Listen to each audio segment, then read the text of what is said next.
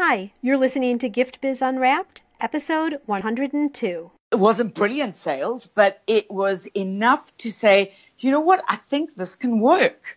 Hi, this is John Lee Dumas of Entrepreneur on Fire, and you're listening to Gift Biz Unwrapped, and now it's time to light it up. Welcome to Gift Biz Unwrapped, your source for industry-specific insights and advice to develop and grow your business. And now, here's your host, Sue Monheit. Before we get into the show, I have a question for you.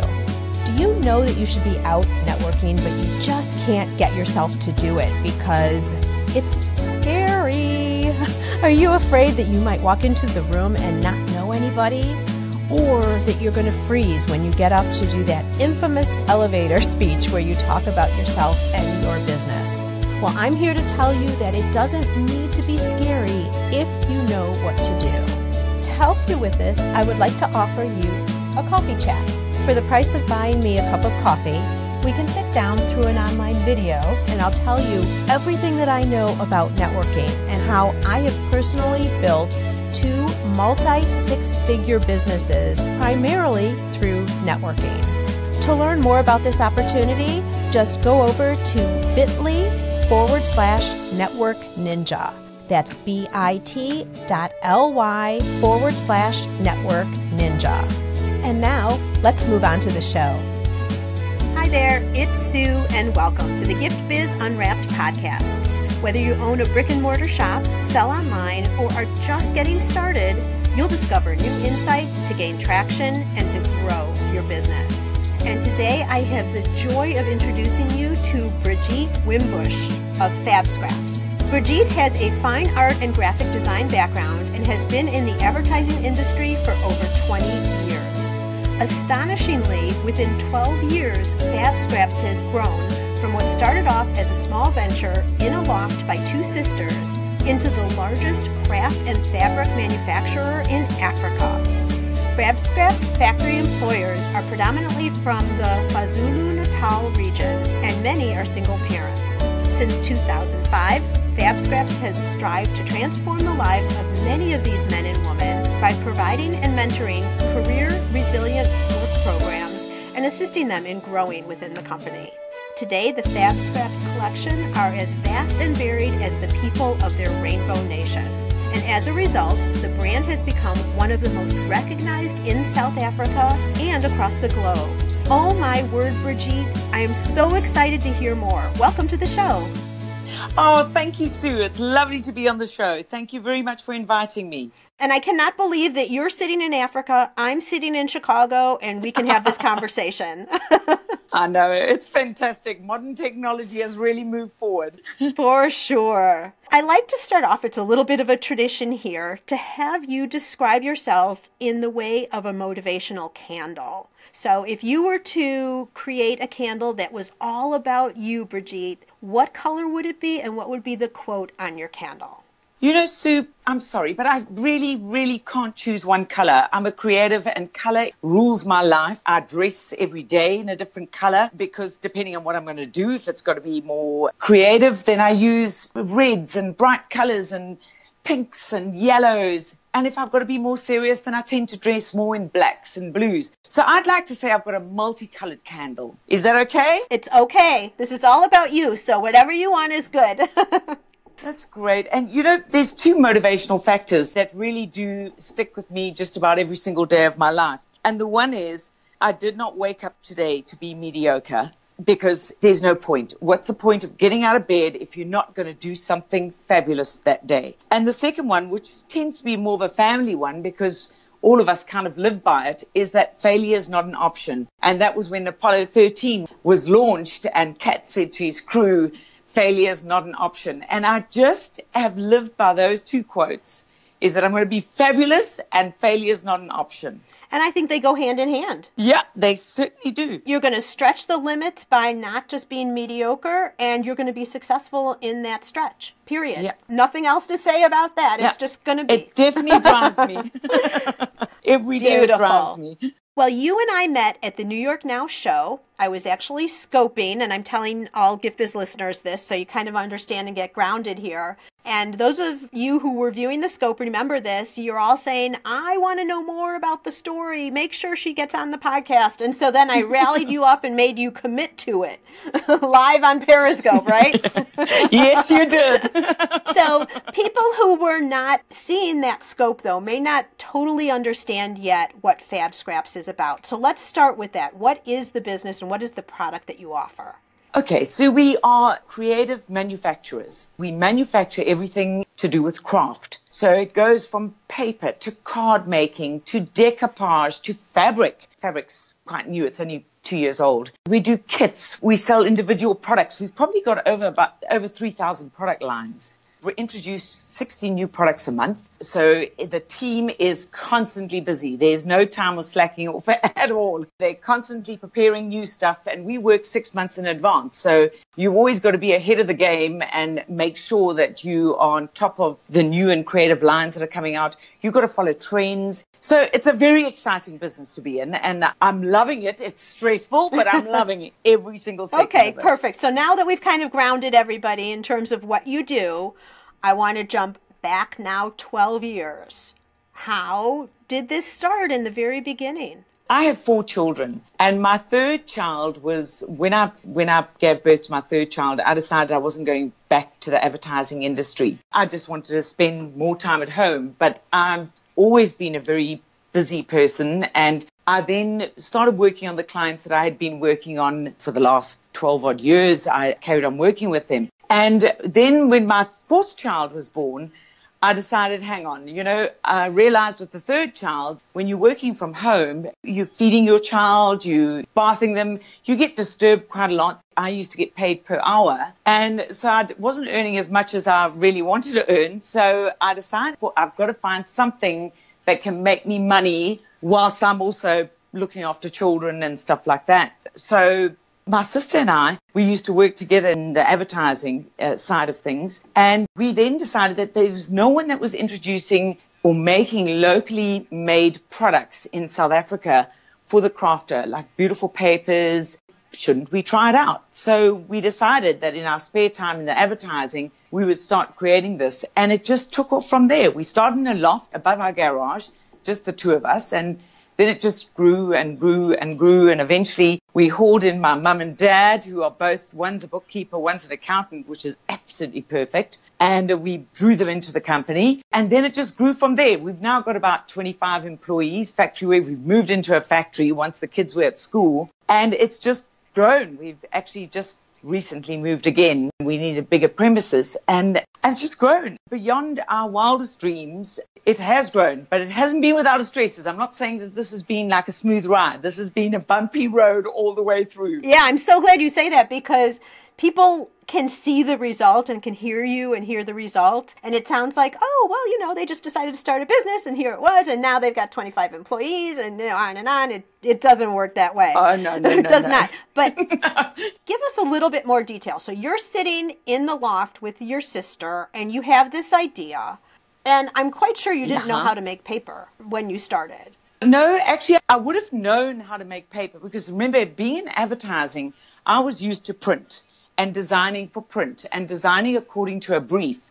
Now, I didn't really know much about the craft industry, but as a designer, I can work by a brief. So we started investigating the scrapbooking, the card making. That's where it started, was the scrapbooking. And it was 12 by 12 paper. We had to find some acid-free and lignin-free paper, which we duly found. And then we started designing. But the design, if I look at my first collection, I actually just want to die. It was so revolting. But, it seemed to sell a bit, but we'd already jumped in. So now we've put the money behind it. So now we've got to just keep it going and learning. So, we seriously worked hard trying to make sure that we got the right product mix and we got the right designs going and created our own signature, which is what we needed. We didn't want to copy what anyone else was doing. We wanted to do our own signature from South Africa and for the South Africans, because that's where we started. It was for the South Africans. We weren't even thinking about a worldwide launch at all. We were just looking at South Africa at that stage. 2 things that I want to point out that were really smart that you did is, number one, because you didn't know crafting, but you already had a skill. So, Gift Biz listeners, if you are in a 9-to-5 job now, you may be picking up skills along the way that you're going to be able to use as you grow your business, because you don't have to just jump ship. Absolutely. And start something. You can start building it on the side as well. Yeah. But so you were then investigating the crafting field and doing a lot of research behind what you were going to offer. Yes, whilst I was working. While you were working. Okay.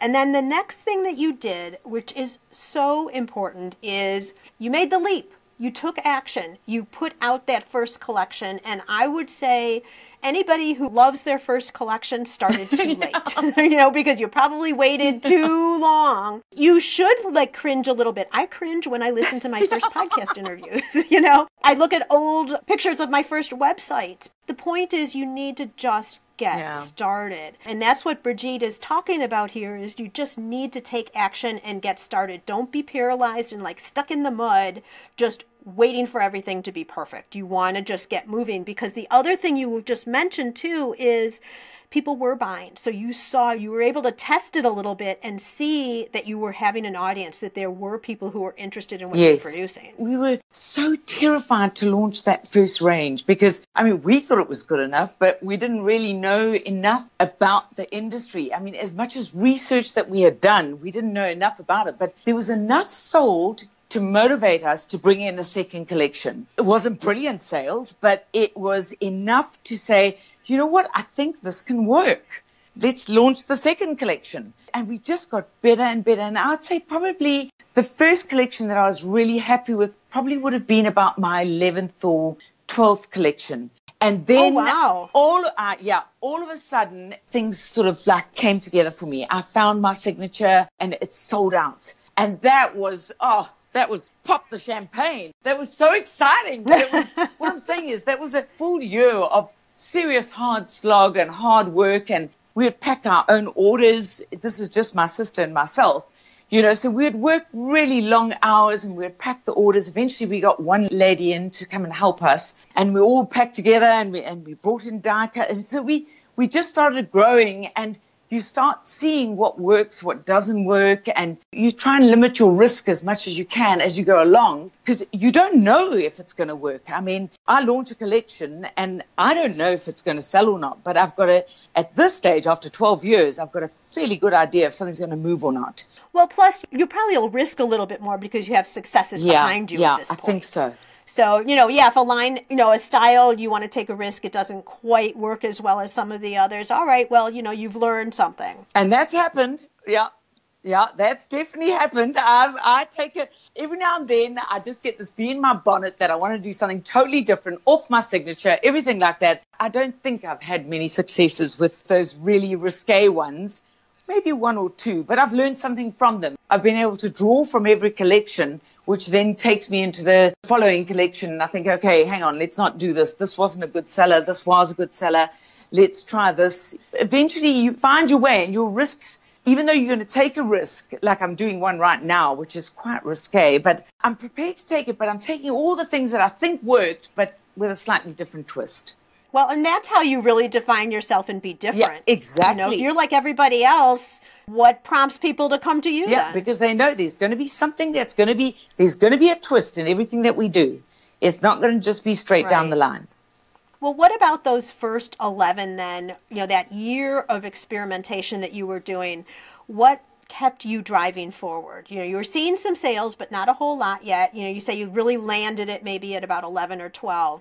What kept you going? What was the motivator that just kept you producing and testing and producing and testing till you really landed it? Firstly, failure is not an option, okay, which is our family motto.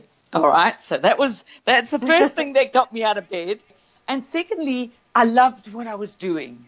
I loved it, okay. I wasn't making any money, but I still loved what I was doing. And I just kept on thinking, I've got to get this right. It was like a challenge that I just had to get this right. And I wasn't losing heaps, but I was losing enough to make everyone squirm. But I just kept on thinking, I can get this right. I know I can. I know I'm a good designer. I know I can get this right. There's not a formula. Creativity isn't a formula. But I just knew that inside me, I knew that if I worked hard enough and I drove it and I really put a lot more effort into the collections and did the research, that I would be able to pull it off.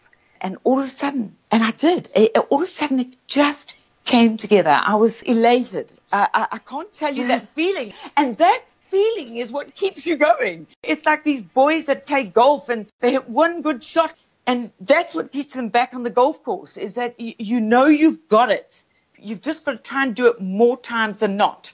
Okay? Yeah, you want to do it again and you want to do it again. And as a creator, what you're creating and your patterns and your designs are all originating from inside you, just like all of us listeners, you know, whether you're knitting or you're baking or whatever, it's your creation there. So it's a way to feel highly vulnerable. But I love, Brigitte, I mean, your passion and your confidence that it's going to work out. We can all hear it in your voice right now.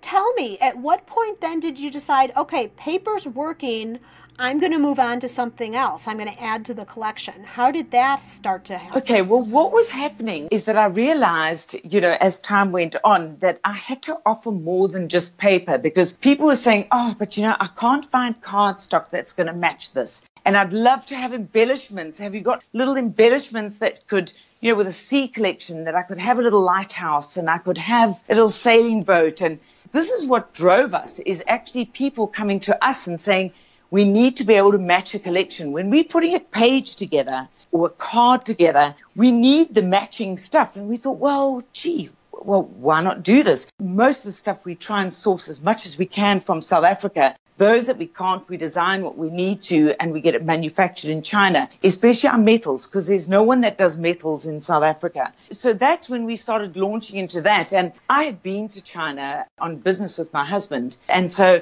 I met this little, when I say little girl, I really do mean she's little. She's like 4'5" or something. She's really little. And I met her and she's been with us for 12 years now. So she does all my quality control and she makes sure that everything is happening in China. And then, you know, she makes sure that the shipment is perfect. And so she sends it through. So that's how we started getting into that. And then we realized people wanted words. And the words that we were getting in South Africa were really, they were small and it was basic. We just thought it could be a lot more funky and we could do really beautiful fonts as opposed to punched out fonts. We then invested in our first investment. Well, this is after the 11 years. No, it wasn't. 11th collection. That must have been the second or third year. We then invested, and that was a huge, big step, in a really, really good laser machine. And we started then matching our words and everything with the collections that we were developing. It kind of grew out of our customers' demands. When you hear it enough times, do something about it, otherwise someone else is going to. That is so great. You are right. Do it yourself, or someone else is going to. That is absolutely beautiful. And Gift Biz listeners, I'm underlining this right now. Listen to your customers. They tell you, instead of you sitting behind the scenes trying to think of what next, ask them. Ask them. Exactly. Exactly. It makes life so much easier. Now, it doesn't make it easier on fulfilling the requests, but in terms of exactly what to do, you're kind of creating a pre-made audience of purchasers already, because they're telling you what they want. Yeah, that's exactly it. And when you hear it enough times, then you think, okay, let's go in small, creep in. Don't go in huge and bring out a massive collection. Start in with just a couple and then try it out. And if you start seeing the sales coming through there, then you can start driving it up. And then listen again. I've got to do some changes now just from customer demand. So it changes all the time. As a creative, you're always going to have to do things that are different. It's not just like a standard product that you can manufacture and then you just churn out hundreds and thousands of it. Creativity is totally different. You've got to be innovative. You've got to be cutting edge. You've got to come up with different ideas. But all those ideas are there. You've just got to listen. So with your designs, do you continue reproducing some of the more popular ones, or once they're gone, they're gone? Once they're gone, they're gone. Yeah, so you better grab it up. If you like something, you better grab it up while you can. Okay, this is a mistake we made when we first started, Sue, is that what we did was, because it was popular, we got so excited it sold out in 3 weeks or 4 weeks or whatever it was, and then we would reprint. And we'd sell maybe 25% of it, and then we were left with the other 75%. So what I'm saying is that lesson took us a long time to learn, because I kept on reproducing, because clients would come and say, oh, you don't understand. I'm doing this class for 50 people and I've got to have this paper. So we'd go and print, because we just didn't want to let our clients down. But it doesn't make sense in the end, because you can't sell through on a second lot enough. When it comes to printing, you can't do a minimum run because it's too expensive. So then you wouldn't be making money. So very interesting, because you're using the whole concept of scarcity as a way to drive through and sell that whole design line. And since we adopted that, it worked. It just means then that you have to continually be in the creative mode. But as creatives, whether you're a small creative or a big creative, doesn't matter. If you're a creative person, that's what you do all day. I mean, I don't even have to be at work and I'm creating. In my head, that's what creative people do, is that all of us just have that wonderful ability to be able to look at trees and look at a dam, and all of a sudden we've created something different out of it. So that's the beauty of being a creative. I mean, my husband's a scientist, so he's quite envious, actually. He just can't go laterally at all. He just doesn't think in that line, that way of thinking. And so I think us creatives are lucky. Yeah, I agree with you there. So you have been talking so confidently about how all of this has grown. You've given us a little bit of idea of some of the struggles that you've had. And we talked right before we went live about the fact you were saying to me, oh my gosh, if I had only known, all these things, right, that I wish I would have known before I got started, that I've learned along the way. Can you pick out something else that was a biggie for you that you could share with our listeners? A struggle that you had, or something that you've overcome, or some great piece of wisdom that we haven't heard from you yet? Sue, as I said earlier on, if I had the knowledge I had now after 12 years, I feel as though I've got it. I finally got it, but it's taken me 12 years to get it. Do you know? Because it's that whole balancing act, which I just didn't get in those early years. I really didn't. I'd get so excited because I'm a creative and I love what I've created and I just want to share it with 20 million people, except 20 million aren't interested. There's only 1 million that might be interested, So I've had upheavals throughout business, and I've learned, because we produce so many products so fast, we've had enormous upheavals throughout. I mean, we're halfway through your production, your machine crashes or your staff are sick, or, those sort of hassles are you just want to curl up and die and think, oh, how the hell am I going to get this out? And there's one thing that I've learned, and I feel quite calm when it comes to stresses now, whereas before I used to freak out and didn't know what to do. Whereas now I sort of sit back and I think, okay, what solutions do we have? Which one's the best for the company? And I say that every single time. And every time some young lady walks into my office and says, oh, you're not going to believe what's just happened. And then she'll tell me like the shipment didn't go, or the shipment sank, which we did have, by the way. A whole ship sank and I lost everything. Oh, my. I know. So that's just one of the things. When they come and say, right, how do we salvage? What is the best way that's going to minimize the cost of the company? And then we just look at there's the options. Which is a side that I didn't know about myself, is that you can suddenly look at the problem and say, right, where's the solution? Then you pick one that's going to be best for the company. Okay, it's going to save time, it's going to save money. You won't have made the money that you would have made had it all been perfect, but this is the best way to salvage a situation. And that has been the best thing I think I've ever learned in the years. I don't know which year I learned it. And straight away, I don't put up with histrionics anymore with staff or whatever, because they're all creative. So they're all quite emotional people, and they'll come in and now I just say, right, come to me with solutions and then let's work out which is the best one for the company. This is such great advice. Let me tell you, it saved my sanity. That advice saved my sanity because otherwise, as a creative, I'm just too emotional. I want to implode. I'm just so desperate for the stuff to get out. And calm down. And I just say, right. And it really does work. And I think you have to just expect that everything is not going to go smoothly. I mean, it's going to happen no matter what you put in place in terms of, safety and all of that. It's going to happen. And man, I fear when I'm sending things over from China, which I also have to do because I can't source everything in the States. I try to when I can. But you hear these stories of those containers just falling off into the water. And it just freaks me out every time I hear that. So, and then hearing that it happened to you, oh my gosh. My ship sank. It genuinely, it sank with all my albums in. And I just had all these leather albums created and the whole ship sank. You know, I mean, my word. And the worst part about it is that we had done pre-orders. So I'd at least know more or less what was coming in. And so once we had reached the 50% mark with pre-orders, we said, right, let's go for it. Let's pay the money. Let's get the shipment in. And the ship sank. So what did you do? Okay, I was still at my emotional stage. I cried. Well, that's allowed sometimes. And then you get back to work, right? Yes. So I cried and I thought, okay, right, now how are we going to salvage this? Because all the clients that wanted their order, they had placed their order, because we a COD company, they all paid up front. So now we had to reimburse them all their money, which was seriously, seriously tough on my cash flow. So I reimbursed the money. I did the right thing, reimbursed their money and said, right, the next shipment is going to be in 8 weeks' time. When the ship docks, we'll then put out the invoice. So we kind of learned that one the hard way. You know, you don't want to take the money up front and then you've spent the money. It messes with your cash flow. Rather just wait until you're sure that everything's okay and then send out the invoices and get them to pay for it. So it just means that you've just got to stretch your money a little bit further. But you did the right thing by doing right by the customer. Yes, absolutely. Probably didn't lose anybody because people, even though they might not like it, people understand that things happen too. And by you doing what in the best interest of your customer, my customer. Keeps them.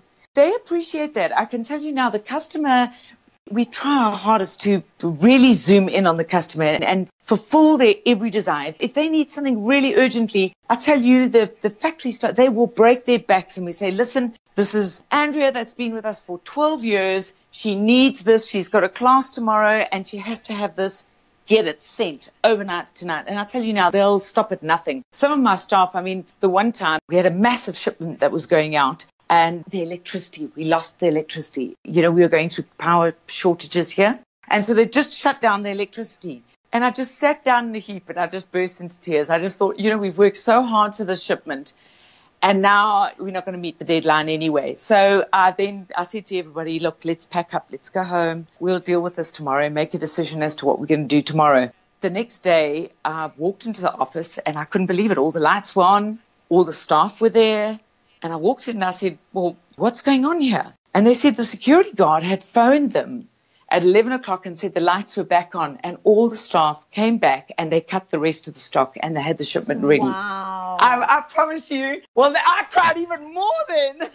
Of course you did. Oh, my word. It was just amazing because they just knew how important it was and they just pulled out all the stops. I didn't know anything. I was sleeping soundly in my bed. And they did that. And it was just I was so emotional that day. It was just ridiculous because we got it out in time and it was wonderful. We were talking about how important it is in terms of your relationships with your customers. But now listen to what you just talked about, your relationship with your employees and the factories that are working for you, etc. They didn't even call you. They just did it. Yeah. I mean, that speaks mounds about who you are as a person and as a business owner.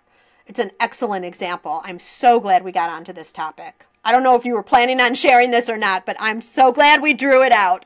It was the one order that really stood out in my mind. And the factory staff, they're just amazing people. And they just try so hard and they work so hard. And I'm so proud of all of them. And, you know, we try and mentor them so that they get into a position of knowledge and position where they can be powerful within the company, that they can make decisions because they've been there and they understand the products so unbelievably well because most of them have been with me from the start. And it's fantastic. We've got a great relationship. I mean, I yell and scream and I'm mad at them sometimes. And, you know, and they also go off, don't worry. They're also under stress. But at the end of the day, we buy Kentucky Fried Chicken and we sit down and we all have a good laugh. You know, it's the highs and the lows, but we're in a creative world. I mean, what do you want to do? Wrap toilet paper for the rest of your life, you know? Or do you want to actually do something creative and make a difference in people's lives? That's what we think we do. This has been fabulous. Okay, as we go on, I want to get some more golden nuggets out of you in a section that we call our reflection section. It's a way to look at you as a business owner and what types of things you innately have or you use to help you be successful. So if you were to identify one natural trait that you continue to call upon, what would that be? I have a work ethic. I'm a hard worker. That is my strongest trait. I make sure I'm there for my family. My husband said he's never ever minded me, doesn't mind me working at all. But the one thing is that when it's family time, it's family time. And that's it. You're home on time and you switch off from work. But when I'm at work, I work. I don't waste time.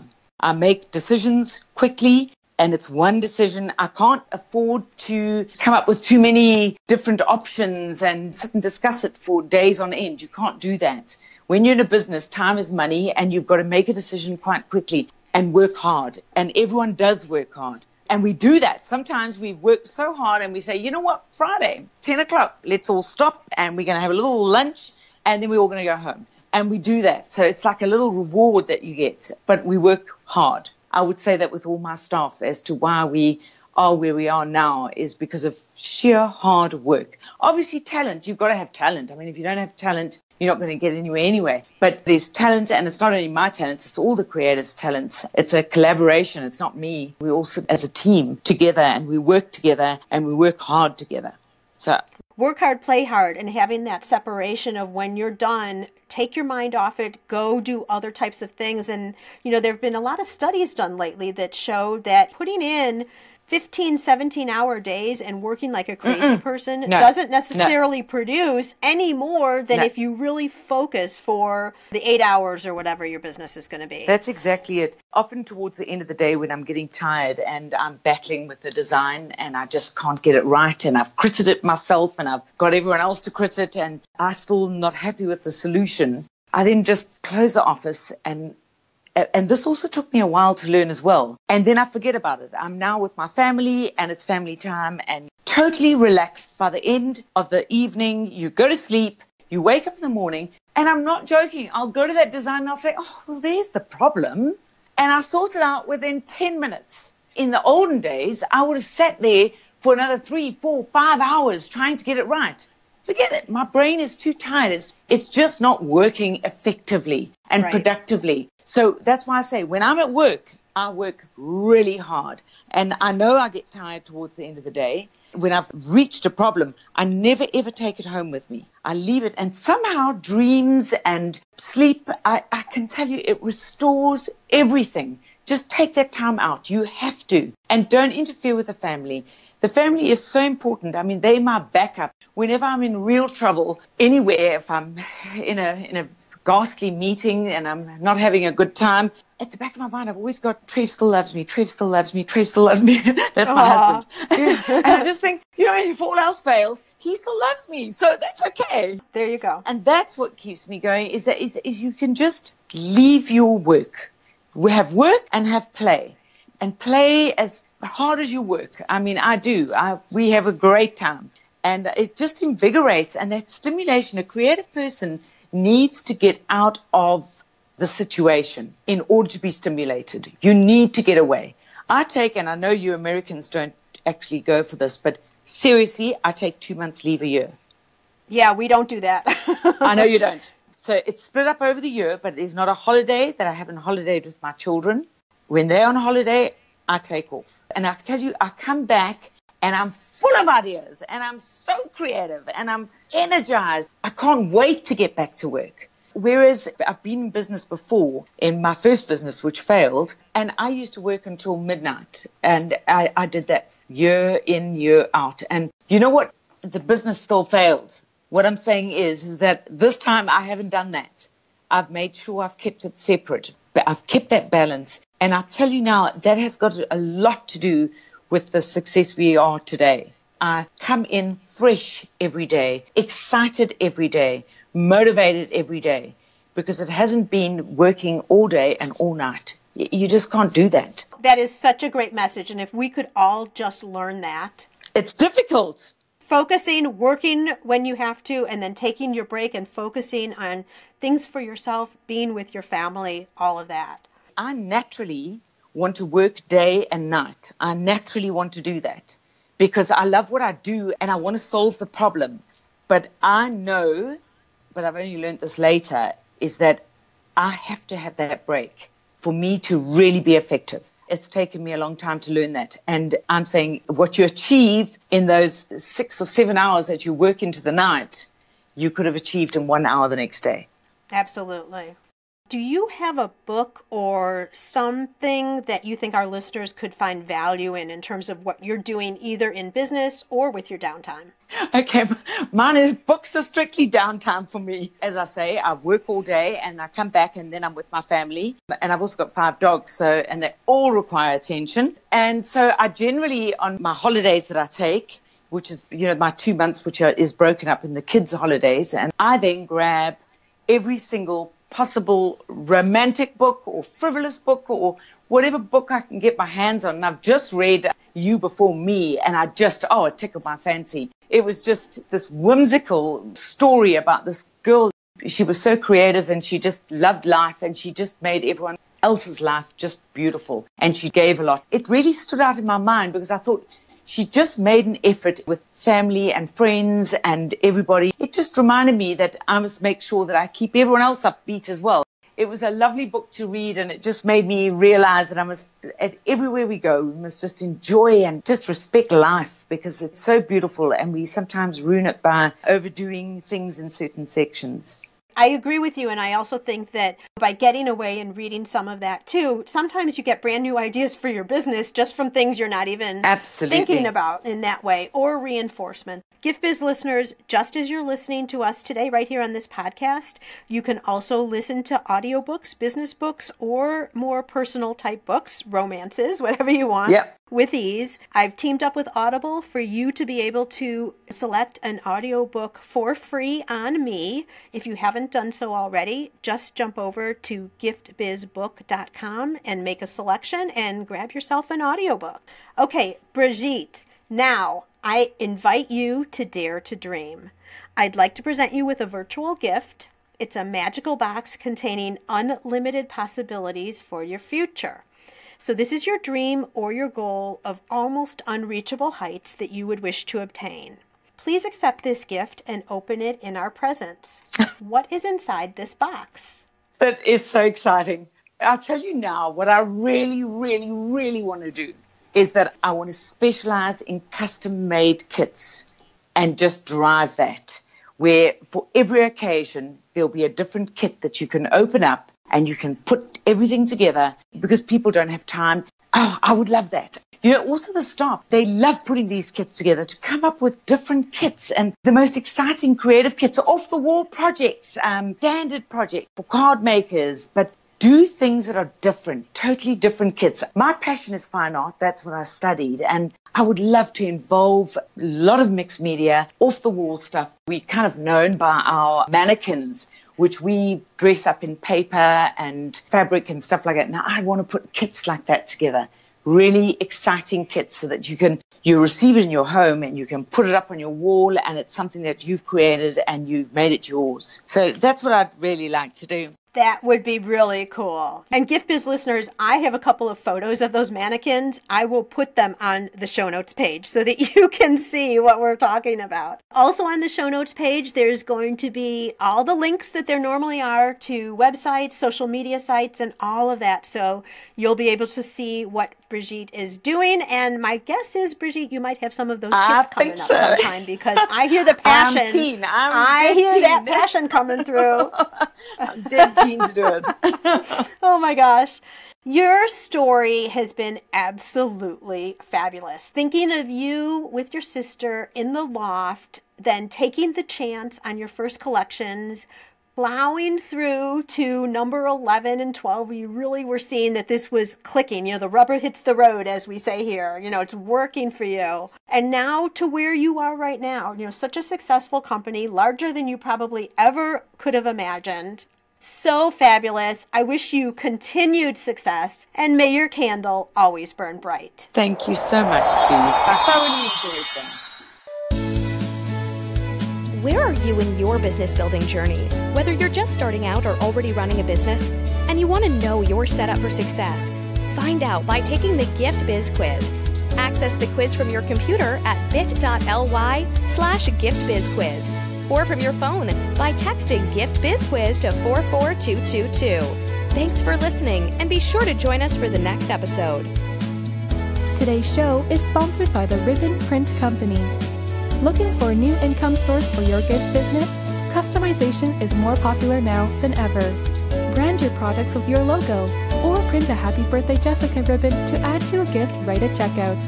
It's all done right in your shop or craft studio in seconds. Check out theribbonprintcompany.com for more information. After you listen to the show, if you like what you're hearing, make sure to jump over and subscribe to the show on iTunes. That way you'll automatically get the newest episodes when they go live.